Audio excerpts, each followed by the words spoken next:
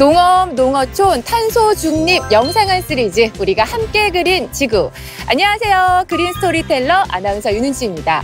우리가 어떤 제품이나 에너지를 사용할 때면 이산화탄소를 비롯해서 온실가스가 배출되고 그러면 우리 눈에는 보이지 않는 발자국을 지구에 남기게 되는데요. 이것을 탄소 발자국이라고 합니다. 자, 이런 탄소 발자국을 줄이는 탄소 중립 생활을 실천하면서 기후 위기를 새로운 기회로 만들어가고 있는 그린 히어로들이 바로 이곳에 있다고 하는데요. 지금 바로 만나보시죠. 국민과 함께 농촌과 농업의 새로운 가치를 창출해가고 있는 국립농업과학원에 제가 직접 방문을 했는데요. 자, 지금 제 옆에는요. 오늘의 그린 히어로 첫 번째 주인공이 나와주셨습니다. 안녕하세요. 안녕하세요. 안녕하세요. 국립농업과학원 기후변화 평가가에 근무하는 이선일입니다.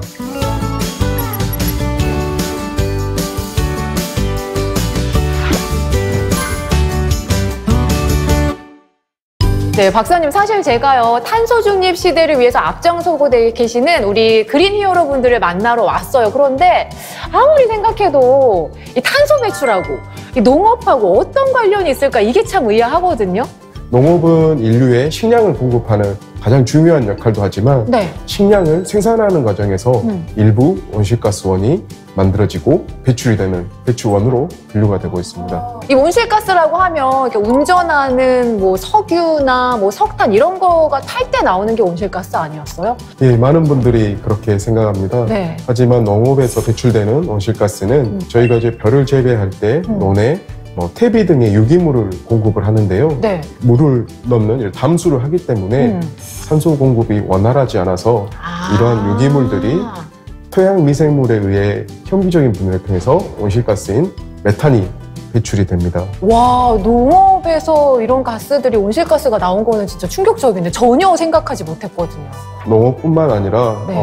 우리나라 전 분야의 총 온실가스 배출량은 2018년 기준 네. 약 7억 2,700만 톤으로 평가가 되고 있고요. 30여 년 전보다 약 150% 증가를 하였습니다. 30년 전보다 150%요? 그럼 네. 엄청난 거 아니에요? 그래서 전 세계 기준으로 평가를 해보았을 때에는 우리나라의 온실가스 배출량이 11번째로 높은 것으로 평가가 되고 있기에 위에서부터 11등? 그게 예. 상위권이 좋은 게 아니죠. 지금 칭찬하는 거 아니죠. 그죠? 예. 그래서 정부에서는 2030년까지 2018년의 배출량 대비 40% 줄이는 목표를 제시를 하였고요. 적은 숫자가 아니거든요, 진짜. 네, 이제 농업은 인류의 식량을 공급해야 되기 때문에 지속적으로 생산을 해야 되겠고 또한 생산하는 과정 중에서 온실가스가 배출이 되기 때문에 이 숫자의 감축 목표를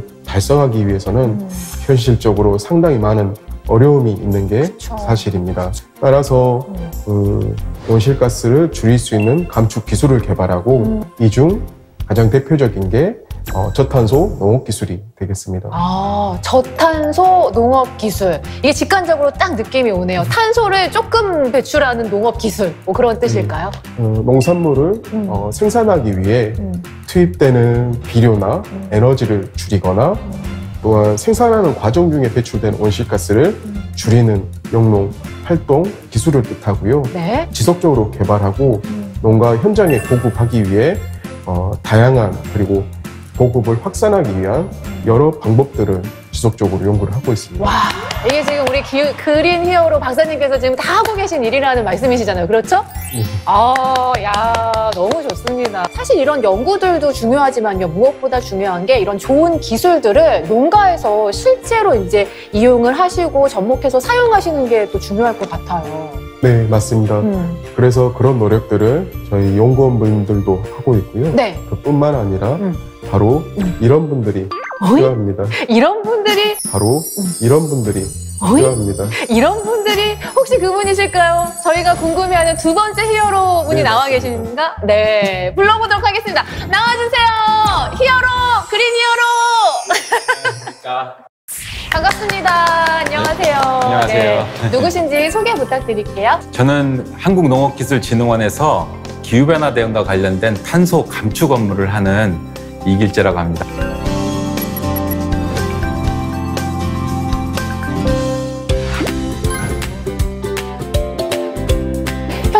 한국농업기술진흥원에서 근무 중이신 거잖아요. 네. 그곳이 어떤 일을 하는 곳인가요? 네, 저희 한국농업기술진흥원은 민간이나 대학 그리고 농촌진흥청에서 개발된 농업기술을 보급하고 활성화하는 업무들을 하고 있는데요.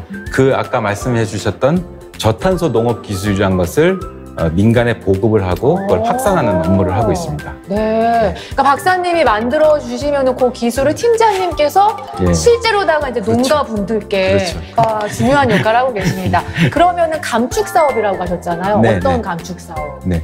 네. 지금 온실가스 감축 사업으로 운영되고 있는 게 두 가지 제도가 있는데요. 하나는 농식품부가 주관하는 자발적 온실가스 감축 사업이라는 게 있고요. 또 하나는 국가 전체에서 이제 관장하는 배출권 거래제 외부 사업이라는 게 있습니다. 그래서 이 온실가스 감축 사업에 참여하고 싶은 농가는 이제 저탄소 농업 기술을 적용을 해서 감축 활동을 해야 되는데, 이런 감축 활동은 아까 우리 이선일 박사께서 말씀하신 논에서 나오는 메탄을 줄이는 거, 밭에서 나오는 아산화질소를 줄이는 거, 그다음에 농기계를 쓰거나 하우스 난방을 하거나 할 때 에너지를 줄이는 사업들, 이런 것들이 다 이제 기술로서 등록이 되어 있는데, 총 지금 현재까지는 한 16개 정도 기술이 등록이 되어 있어요. 저희 진흥원의 홈페이지에 오시면 자세히 아주 다 나와 있습니다. 사실 이렇게 환경을 생각해서 탄소 배출을 줄이는 것도 물론 중요하지만 또 우리 농민분들 입장에서는 또 소득도 무시할 수가 없잖아요. 농업농촌 자발적 온실가스 감축 사업은 우리 농업인이 온실가스를 줄이면 온실가스 줄인 이제 1톤당 10,000원씩 이제 직접 돈을 줍니다. 인센티브로. 네. 온실가스 1톤을 만들기 위해서는 등유를 기준으로 했을 때 한 400리터 정도를 때우면은 온실가스 1톤이 발생을 합니다. 그리고 이 400리터의 가격은 한 30만 원에서 40만 원 정도 수준이 돼요. 그래서 1톤을 줄이면 인센티브는 10,000원에서 2, 3만 원 가져가지만 사실은 에너지를 줄이는 비용 40만 원을 줄일 수 있는 그런 효과가 있는 거죠. 아니 그렇게 비유를 해주시니까 딱 네. 체감이 되네요. 그렇죠. 예. 아니 그러면은 탄소 배출량도 줄이면서 인센티브까지 챙기면 뭐 2마리 토끼를 그냥 다 가져갈 수 있는 굉장히 착하고 좋은 사업인 것 같아요. 실질적으로 이 자발적으로 어느 정도의 농가가 좀 참여를 하고 있는 상황인가요? 네. 지금 농업농촌 자발적 온실가스 감축 사업은 지금까지 한 760여 농가가 참여를 해서 매년 한 15,000톤씩 줄여나갑니다. 그러니까 인센티브도 1억 5천만 원 정도가 이제 매년 지급이 되고요. 농가분들의 어떤 반응이나 느낌은 어떠실까요? 그렇게 쉬운 사업은 아니에요. 우리 농업인들이 온실가스 감축이다 하는 그 단어부터 일단 익숙하지가 않습니다. 우리가 친환경 농업이라고 해서 우리 퇴비를 주지 않습니까? 네. 사실은 퇴비를 주는 것은 자원순환의 개념에서는 상당히 좋은 개념입니다. 네. 다만 이걸 과도하게 주게 되면은 이것 퇴비도 질소원이기 때문에 질소가 아산화질소가 많이 나오게 돼요. 내가 퇴비를 주는 친환경 농업인이라고 생각하시는 분들은 환경에 도움이 된다고 생각하시지. 저도 그렇게 생각했어요. 네, 온실가스를 배출한다 절대 생각 안 합니다. 와. 물론 우리 식량 생산과 먹거리 생산 굉장히 중요한 산업이지 않습니까? 그렇죠. 반드시 해야 되는 거고. 다만 이걸 할 때 환경에 위해성을 가할 수도 있다 하는 그런 인식을 갖고 이런 어떤 분뇨를 통한 어떤 환경 오염이라든가 이런 것들도 전부 줄일 수 있게끔 하는 그런 인식하에 출발을 해야 소득도 되고 그다음에 내가 환경도 지키고 하는 그런 활동을 할 수 있지 않을까 이렇게 생각합니다. 자, 그래서 저희가요 이번에는요 정말 탄소 배출 저감을 몸소 실천하고 계신 농가를 직접 다녀와 봤습니다. 화면으로 만나보시죠.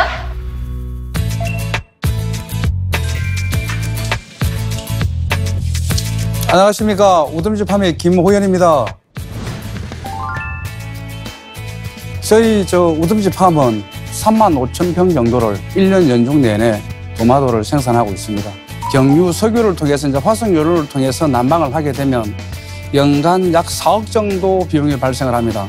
공기열 히터펌프를 가지고 냉방과 난방을 다 해도 1년에 1억 미만 정도의 경비가 발생을 합니다. 제가 2006년도에는 화석연료를 섬으로 해서 우리한테 이제 일어날 수 있는 여러 가지의 좋지 않은 환경적인 요인들이 추가됐던 거였죠. 그래서 비용도 절감할 수 있고, 그 다음에 환경도 만들어갈 수 있는 두 가지를 동시에 잡을 수 있는 가장 좋은 방법이었다고 생각을 하고, 동절기 농사를 하기 위해서는 화석연료를 가지고 난방을 해서 농사를 짓는 것보다는 히트펌프를 통해서 비용도 절감하고 그다음에 환경도 개선할 수 있는 이런 걸 통해서 농사를 지으면 훨씬 더 수익률이 올라가지 않을까, 이런 생각이 듭니다.